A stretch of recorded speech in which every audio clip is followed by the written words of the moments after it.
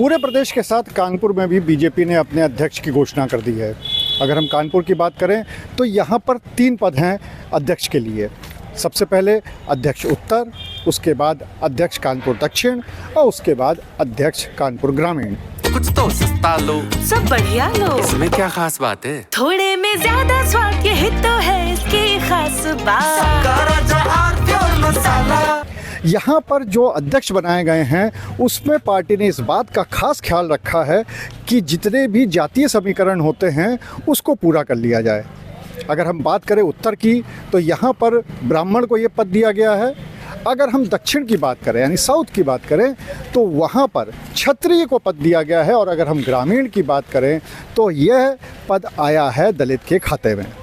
अब हम आपको एक एक करके ये बताते हैं कि आखिर ये जो तीनों पद हैं ये मिले किसको हैं और उनके लिए चुनौतियाँ क्या हैं।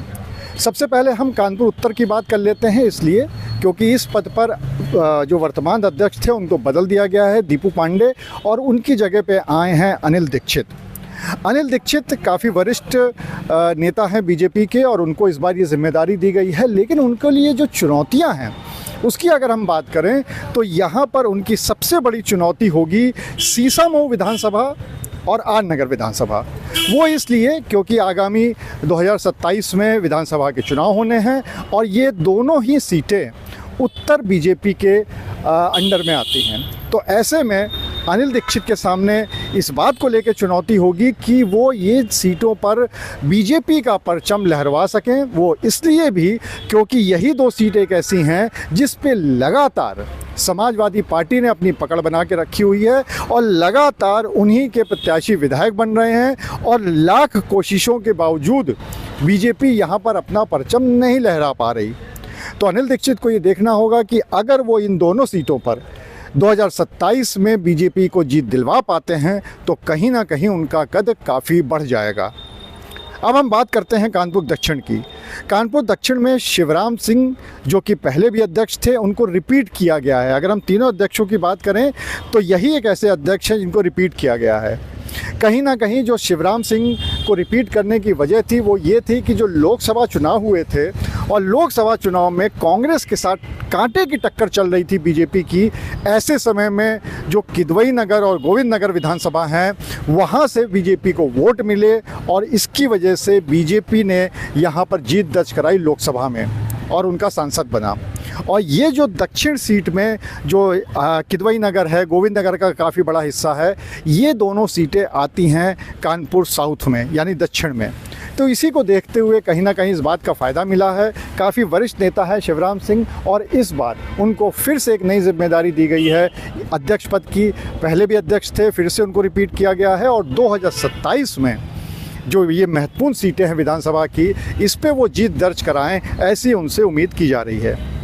अब हम तीसरी और सबसे महत्वपूर्ण पद पे आते हैं, वो है बीजेपी की ग्रामीण पद।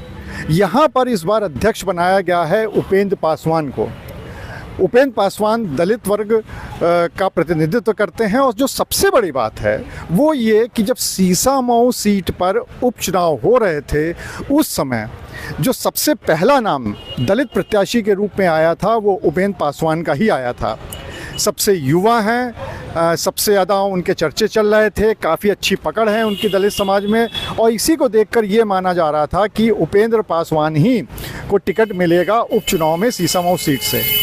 हालांकि उसके बाद राकेश सोनकर का नाम चलने लगा और जब लास्ट में टिकट मिला तो वो मिला सुरेश अवस्थी को और इस सीट पर बीजेपी एक बार फिर हार गई।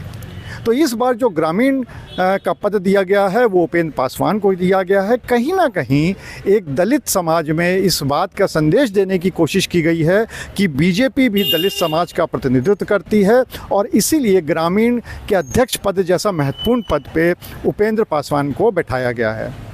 एक बात और है कि यहाँ पर जो पीडीए सपा का है, जो पीडीए का नारा लेके सपा चल रही है, उसको देखते हुए भी कहीं ना कहीं बीजेपी उस नारे की तोड़ निकालना चाहती है और इसी वजह से एक अध्यक्ष ब्राह्मण से, एक अध्यक्ष क्षत्रिय समाज से और एक अध्यक्ष दलित समाज से यहाँ पर बनाया गया है। अब देखने वाली बात ये होगी कि तीनों ही अध्यक्ष के नेतृत्व में 2027 का चुनाव होना है और क्या उस चुनाव में वाकई बीजेपी को कोई फ़ायदा मिलेगा।